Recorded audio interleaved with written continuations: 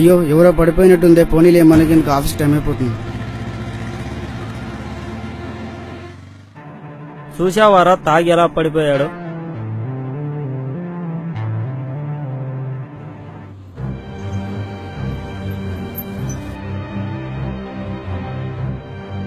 అయ్యో ఫిట్స్ వచ్చినట్టుంది, ఇప్పుడు ఎలా? ఇప్పుడు ఏం చేద్దాం? పెద్దనా 108కి కాల్ చేద్దాం.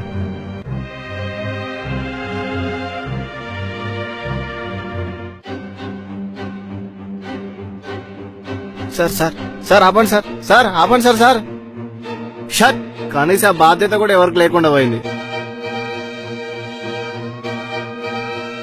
అమ్మయ్యా, టైంకి అంబులెన్స్ వస్తుంది. స్టాప్.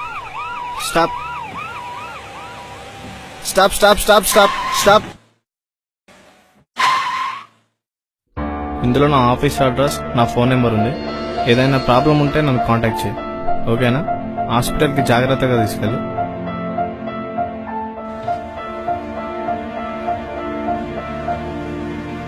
దేవుడా, నీకు చెందాల్సిన ఈ డబ్బు ఈ పెద్దాయనకు ప్రాణం పోస్తున్నది.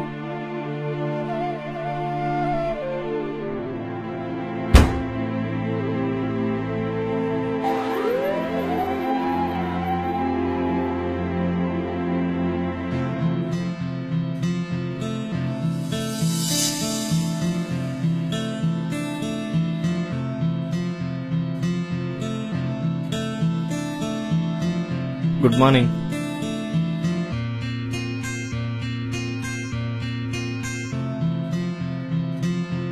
అర్జున్ సార్ నేను రమ్మన్నాడు. పిలిచాడా? ఈరోజు వీడు అయిపోయాడు. Excuse me sir. ఎస్, రండి సార్, మీకోసమే వెయిట్ చేస్తున్నా. ఈ రోజు కూడా ఎవరికో సాయం చేసి వస్తున్నట్టున్నారు. సార్ అది రోజు నీ ఇష్టం వచ్చినప్పుడు రావడానికి ఇదేమన్నా నీ అత్తగారి ఇల్లు అనుకుంటున్నావా? నాకొక్క విషయం చెప్పు, నీకు ఈ జాబ్ కావాలో సమాజ సేవ కావాలో? నీకు జాబే కావాలనుకుంటే ఎవరికి ఏమైనా టైంకు రా, లేదనుకుంటే ఈ జాబ్ మానేసేయి. మీరిచ్చే జీతం నా ఒక్కడ అవసరాన్ని తీరుస్తుంది.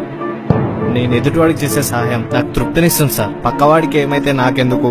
మనం మంచుకుంటే చాలని నేను అనుకోలేను సార్. ఎందుకంటే నేను మనిషిని, మానవత్వం ఉన్న మనిషిని సార్. నేనేదో జంతువునై ఉంటే బహుశా మీ మాట వినేవానేమో సార్. తోటి వారికి సహాయం చేయడం కూడా తప్పు అనే మీలాంటి వాళ్ళ దగ్గర పనిచేయడం నాకే సిగ్గుచేటుగా ఉంది సార్. మీరొద్దు, మీ జాబ్ వద్దు సార్. ఒక్కటి మాత్రం గుర్తుపెట్టుకోండి, మనం మనుషులం సార్, కానీ మనుషులాగా బతకడం లేదు.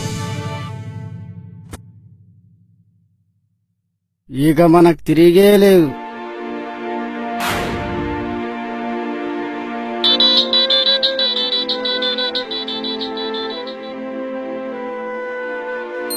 హలో, ఎవరు?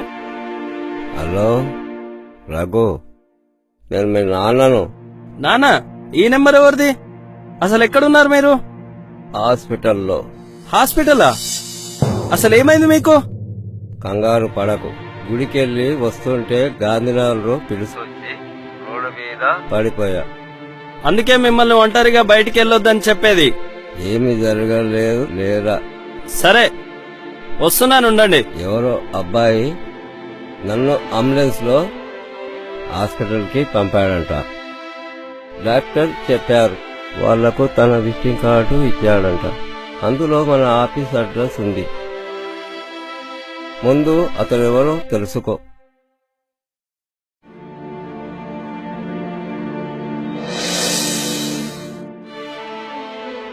సార్ ఇంతకు ముందుకు నేను కూడా వచ్చేసాను, బట్ ఆఫీస్కి లేటర్గా వచ్చేసాను. మీ ఫాదర్ అని తెలుసుంటే హాస్పిటల్కి తీసుకువెళ్ళేవాను సార్. నువ్వే కాదురా, అక్కడ అర్జున్ మా నాన్నని సేవ్ చేస్తున్నాడని చూసుకోక అతనిపై నోరు పారేసుకున్నాను.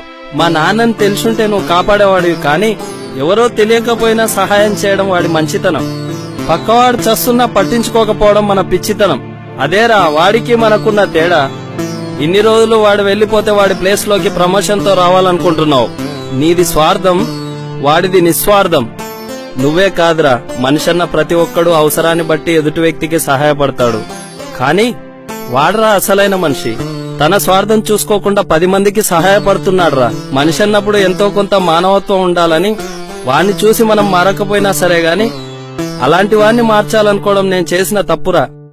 ఇప్పటి వరకు నాకు అన్నీ ఉన్నాయనుకున్నాను గాని మానవత్వమే మనిషికి అన్నీ అని తెలుసుకోలేకపోయానురా. మనిషికి నిలువెత్తు నిర్వచనం వాడరా. మనిషి అంటే అలాగే ఉండాలి. మనిషిగా పుడితే వాడిలా బతకాలి.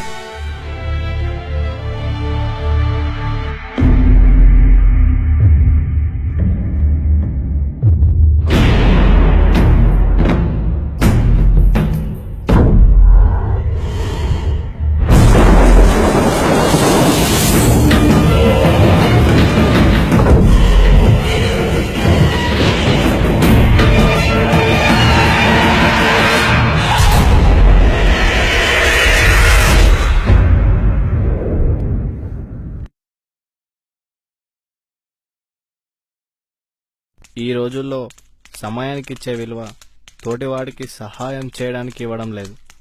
మనకిచ్చే విలువ సాటి మనిషికి ఇవ్వడం లేదు. పక్కవాడు ఏమైపోతే మనకెందుకు, మనం మంచిగుంటే చాలు అనుకుంటున్నాం. అంటే మన స్వార్థం ఎంత దిగజారిపోయిందో అర్థం చేసుకోవచ్చు. మనం మనుషులుగా పుట్టామే గాని మనుషుల్లాగా బ్రతకడం లేదనడానికి నిలువెత్తు నిదర్శనం ఈ చిత్రం.